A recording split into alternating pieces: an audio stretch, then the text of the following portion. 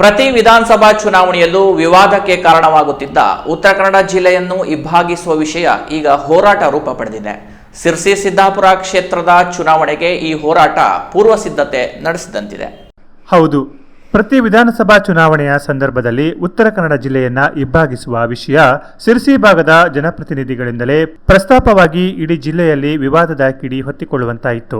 12 ತಾಲೂಕುಗಳನ್ನು ಹೊಂದಿರುವ ಉತ್ತರ ಕನ್ನಡ ಜಿಲ್ಲೆಯಲ್ಲಿ ಕರಾವಳಿ, ಮಲೆನಾಡು ಮತ್ತು ಬಯಲು ಸೀಮೆ ಪ್ರದೇಶವನ್ನ ಹೊಂದಿರುವ ಅಪರೂಪದ ಜಿಲ್ಲೆಯಾಗಿದೆ.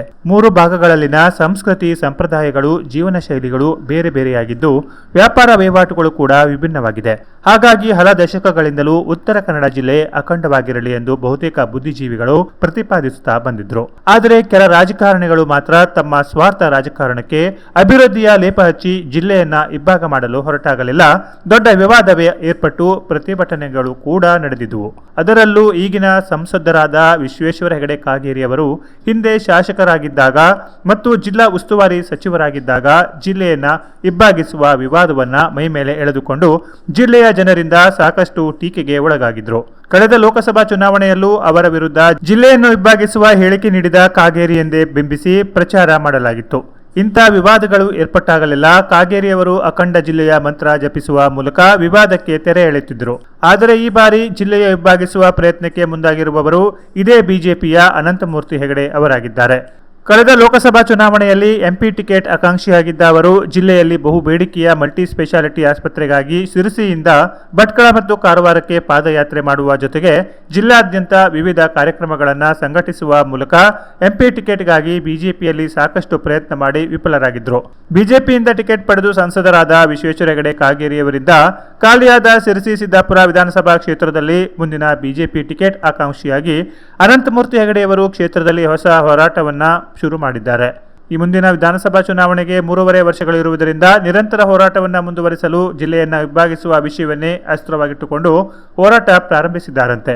ಈಗ ಇರುವ ಕಾಂಗ್ರೆಸ್ ಸರ್ಕಾರ ಬಿಜೆಪಿಯವರು ಮಾಡುವ ಯಾವ ಹೋರಾಟಕ್ಕೂ ಸೊಪ್ಪು ಹಾಕುವುದಿಲ್ಲ ಎಂದು ಚೆನ್ನಾಗಿ ಅರಿತಿರುವ ಅನಂತಮೂರ್ತಿಯವರು ಮುಂದಿನ ಚುನಾವಣೆವರೆಗೂ ಜಿಲ್ಲೆಯನ್ನು ಇಬ್ಬಾಗಿಸುವ ಹೋರಾಟದ ಮೂಲಕವೇ ಕ್ಷೇತ್ರದ ಮತದಾರರನ್ನು ತನ್ನತ್ತ ಸೆಳೆಯಲು ಮಾಸ್ಟರ್ ಪ್ಲಾನ್ ಮಾಡಿದ್ದಾರೆಂಬ ಮಾತುಗಳು ಸಿರಸಿ ಭಾಗದಿಂದಲೇ ಕೇಳಿ ಬಂದಿದೆ.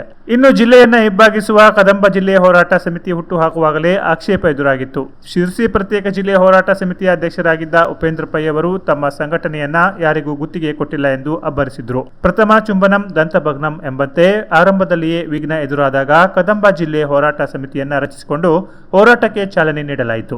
ಮೊದಲು ಸುಮ್ಮನಿದ್ದ ಜಿಲ್ಲೆಯ ಜನತೆ ನಿಧಾನವಾಗಿ ಜಿಲ್ಲೆಯನ್ನ ಇಬ್ಬಾಗಿಸುವ ಹೋರಾಟಕ್ಕೆ ವಿರೋಧ ವ್ಯಕ್ತಪಡಿಸುತ್ತಿದೆ. ಕೆಲ ಕನ್ನಡ ಸಂಘಟನೆಗಳ ಪ್ರಮುಖರು ಕಾರವಾರದಲ್ಲಿ ಸುದ್ದಿಗೋಷ್ಠಿ ನಡೆಸಿ ರಾಜಕೀಯ ತೆವಲಿಗೆ ಮತ್ತು ಸ್ವಾರ್ಥಕ್ಕಾಗಿ ಜಿಲ್ಲೆಯನ್ನು ಇಬ್ಬಾಗಿಸುವ ಹುನ್ನಾರ ನಡೆಸಿದ್ದಾರೆಂದು ಆರೋಪಿಸುವ ಮೂಲಕ ಇಂಥ ಸ್ವಾರ್ಥ ರಾಜಕಾರಣಿಗಳ ವಿರುದ್ಧವೂ ಹೋರಾಟ ನಡೆಸುವ ಎಚ್ಚರಿಕೆಯನ್ನು ಕೂಡ ರವಾನಿಸಿದ್ದಾರೆ. ಈ ಒಂದು ಜಿಲ್ಲೆಗೆ ಯಾವುದಾದ್ರೂ ಒಂದು ಜಿಲ್ಲೆಯ ಘೋಷಣೆ ಮಾಡಬೇಕು ಅಂದ್ರೆ ಅಭಿವೃದ್ಧಿ ವಿಚಾರದಲ್ಲಿ ಈ ಜಿಲ್ಲೆಗೆ ಹೆಚ್ಚಿನ ರಾಜ್ಯದಲ್ಲೇ ಹೆಚ್ಚಿನ ಅನುದಾನ ಕೊಡಬೇಕು ಅನ್ನೋ ನಿಟ್ಟಿನಲ್ಲಿ ಆ ಮಟ್ಟದಲ್ಲಿ ಹೋರಾಟ ಮಾಡಿ, ಅದು ಬಿಟ್ಕೊಂಡು ನೀವು ಇವತ್ತು ಜಿಲ್ಲಾ ವಿಭಜನೆ ಮಾಡ್ತೀನಿ ಅಂತೇಳಿ ಹೋರಾಟ ಮಾಡೋದನ್ನ, ಸಭೆಗಳನ್ನು ಮಾಡೋದನ್ನ ನಿಲ್ಲಿಸಬೇಕು.